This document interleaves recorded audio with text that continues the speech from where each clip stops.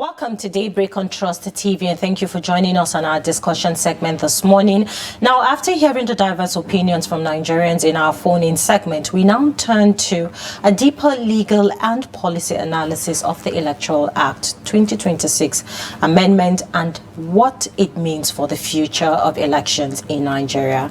Now, President Bola Ahmed Tinubu signed the amended Act into law on February 18, 2026, introducing far-reaching changes to Nigeria's electoral framework. And one of the most significant shifts is the new 185-day rule, effectively moving the 2027 general elections forward to November 2026. Now, the goal is to ensure that all election petitions and appeals are fully resolved before inauguration on May 29, 2027, addressing a long-standing concern where leaders assume office while legal battles are still ongoing. Now, the law also shortens tribunal timelines, introduces early voting for essential workers, mandates dual transmission of results, electronic and manual, and expands inclusivity by allowing inmates to vote and requiring the national identification number for new registrations. Now, while INEC and some civil society groups see the reforms as a step towards transparency and efficiency, critics question the flexibility allowed in results transmission and the political implications of the earlier election timetable. Now, so what are the constitutional, legal, and practical implications of these sweeping changes? To help us unpack this, we are joined via Zoom by Armsfree Ajanaku, a public affairs commentator and GRACO's executive director. Good morning, and thank you for joining us this morning. Good morning. Thank you for having me. Now, to start with, the president has now signed the Electoral Amendment Bill into law, and, it described it as important for democracy. Now, how significant is the signing in real terms? The signing of this bill and also the concern of the public, can it be debated? Can Nigerians still, go on to ask for what they have been demanding from starting of this Electoral Act, which is the omission of the real time of our election results, excuse me. So what is your take on this? Good morning to our viewers once again, and thank you for this opportunity. First of all, I think we need to commend all of the active citizens, civil society groups, and protesters who got their voices heard in terms of the need for a fundamental reform in our electoral process, and the fact that we had this very high level of public interest, people coming out to get their voices heard and trying to pressure the institutions, particularly the National Assembly, which has actually contributed to some of the challenges that we've had in this Electoral Act amendment because of their delays. A lot of the challenge we face now in terms of the lack of trust in the version of the Electoral Act that has been passed and signed comes from the long delays at the National Assembly when they kept on, adjourning, going on recess, and they did not decisively tackle the Electoral Act and all the issues that the public wanted addressed in it in good time. But to move forward, we now have a version that has been passed by the president. Not everybody is satisfied, but for us as civil society activists, we know that the struggle has not ended. It is something that we have to keep on pushing for the incremental reform in the process, such that people will have confidence in the process. And I take you to the issue of the INEC budget. Look at the huge quantum of funds, public funds that will be expended in the elections.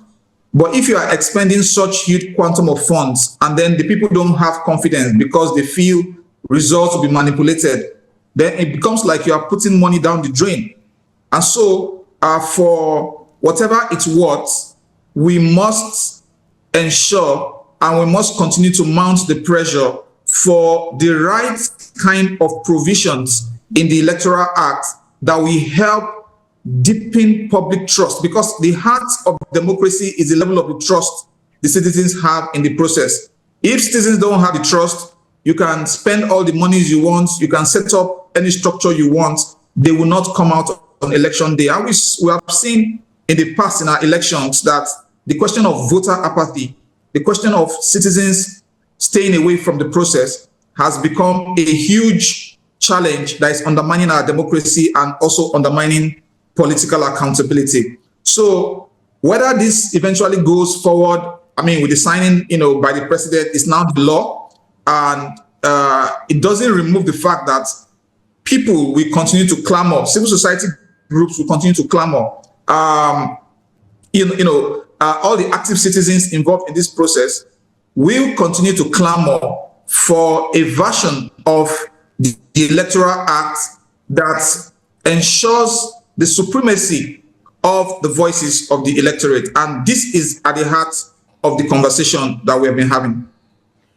Now, Mr. Ajanaku, looking at, as you made mention earlier, the way Nigerians spoke out about this law before it was passed into law, and their bone of contention when it came to real-time transmission of results. Do you think that since this has already been passed into law and we're just waiting for 2027 elections, how do you think the turnout would be for Nigerians during the election period? I think we should go back to the history of our elections and the very recent history, talking about the 2023 general elections, which witnessed a lot of deficit in public confidence. And the deficit in public confidence came from that notion that electronic transmission of the results will be done. And it was more like a disappointment that people didn't understand that the manual collation of results was still in place, and that the IRF portal was just meant to be an additional layer of transparency.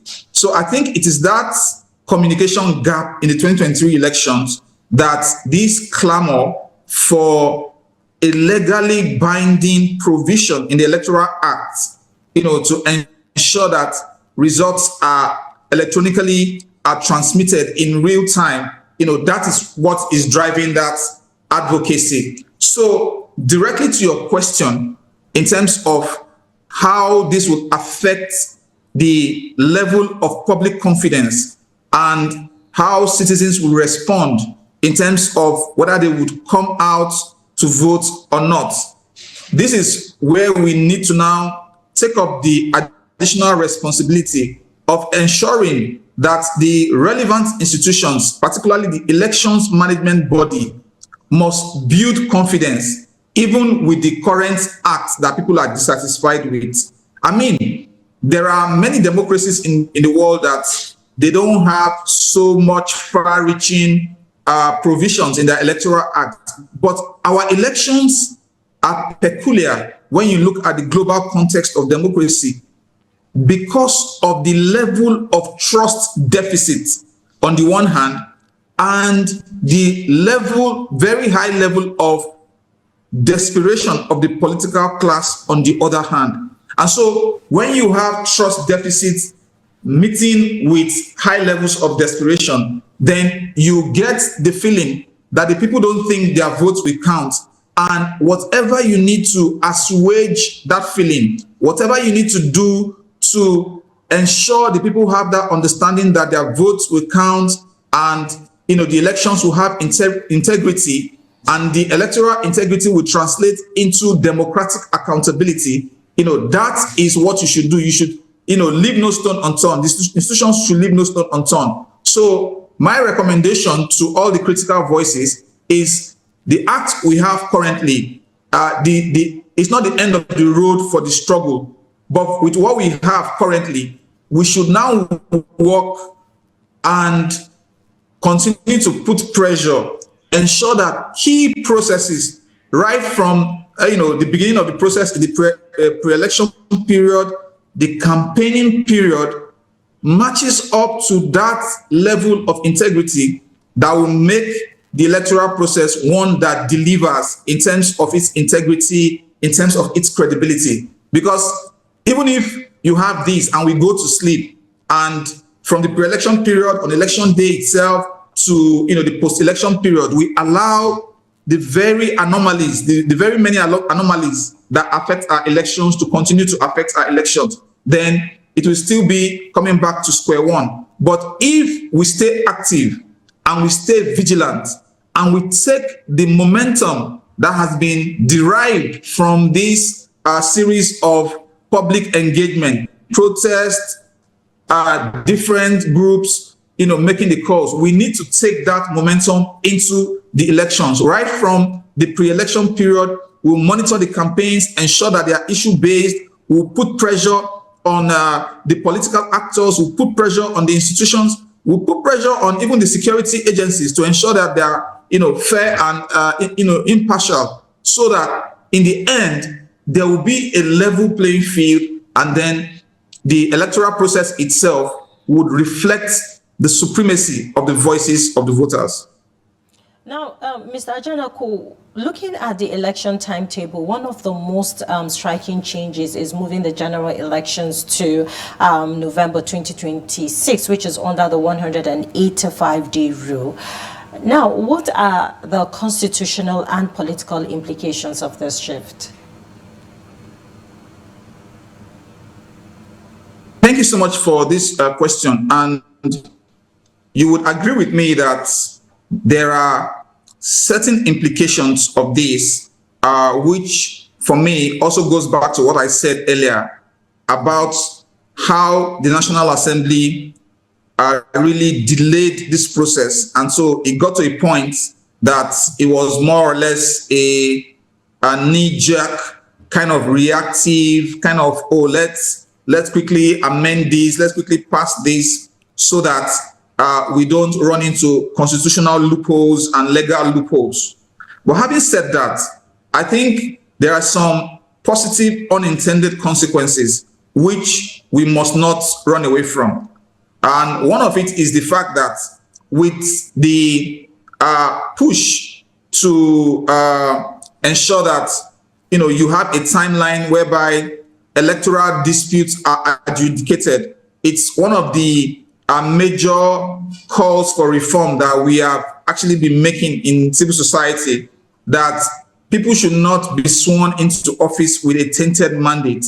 People should not go into office with a questioned mandate. And all of those processes for adjudication of disputes around the elections should be concluded speedily before anybody is sworn into office, so that the person is not going into office with a mandate that has a question mark, and then it's probably possible along the line he's thrown out of office, and then you have all the public resources he has signed off on to be expended gone down the drain. So that aspect of the legal jurisprudence in our election is quite commendable, that it's going to be corrected in this in this Electoral Act. But having said that, I think we also need to do a lot to sensitize even the electorate itself about some of these realities, so that you have not just the political actors that have an understanding of the electoral process itself, but also voters, also people at the grassroots, to have a clear understanding that we now have a new legal framework that should boost confidence in the electoral process and even in the electoral outcomes. So the long and short of this is that the legal reforms, we have had some very commendable ones that, of course, should boost confidence. But that in itself, and no matter how fantastic a law is, if it is not implemented robustly, if it's not given that wide latitude to function and build the level of confidence, then it will just remain the legal framework on paper, and it's not translating into confidence. So for us as a civil society group, our perspective is that all of these legal provisions must now devolve into building confidence among voters, and then we can see much more robust participation of the electorate in the entire, political process. All right, now looking at other aspects of this law that has been signed by the president, we have the introduction of early voting for security personnel and journalists, which is new. Now, how transformative do you think this is for reducing disenfranchisement? And aside from that, do you think these reforms can expand democratic inclusion and create new compliance challenges as well? Yes, so I think this is another commendable one that comes from the electoral process, and of course, we are still taking a close look at the document that was signed by the president to be ensured that we are on the same page in terms of the provisions. Now, the point is that the question you asked about early voting is something we have also clamored for repeatedly, that you cannot have in which election observers, journalists like you right now, you are in the studio, you are also working for democracy, your work and reality of your work should not also lead to your own disenfranchisement. You should be able to go out there and exercise your choice, even if it means early voting, it means security and do all of that. So I think this is a good it's a good one, this act. But of course, knowing the nature of our environment, again, it goes back to deficit. So when the early voting is conducted, the question is, how do you ensure that desperate political actors will not go and tamper with those early votes? How do you ensure that the institutions themselves that are superintending the process do not also get compromised, to undermine, the credibility of those votes? So those are aspects we also need to think about, and aspects we need to also ensure that there are guardrails. There are guardrails to, guardrails and guidelines which INEC has the latitude to put in place and, ensure that there is confidence in all of these processes. All right. In managing the electoral process, the president stressed the need to manage the process well to avoid confusion and also disenfranchisement. Now, who should Nigerians hold responsible for that? Is it the law itself? Is it the INEC or the political actors? I think it's a combination of all of those actors in the process. Even the president himself is an actor in the process. He's going to be one of the candidates in the election. And it's good that that message is coming from him to make it clear that all forms of electoral impunity, which have been at the heart of the decline of our democracy, the decline in the participation of the people in our democratic process, should now be frowned upon and decisively dealt with according to law. And what I'm saying that is that we've had a very long history of electoral impunity that has also resulted in undermining confidence of the public in the electoral process. And so that message is also very clear. For INEC, I think the key thing is not just in the law, it's also in the way it implements the guidelines.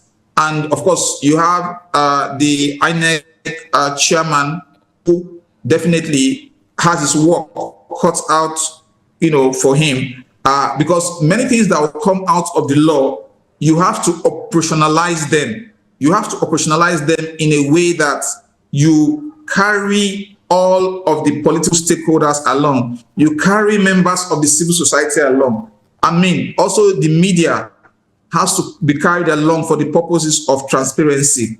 And so INEC has its work cut out for it. In terms of election security also, election security also means that we are able to, as a country, respond to the various risk assessments conducted around it, because every election carries its risk. And when you look at the Nigerian context, you also find that there are several parts of the country where you have challenges, places where you have insecurity, for example. How do you manage elections in those areas?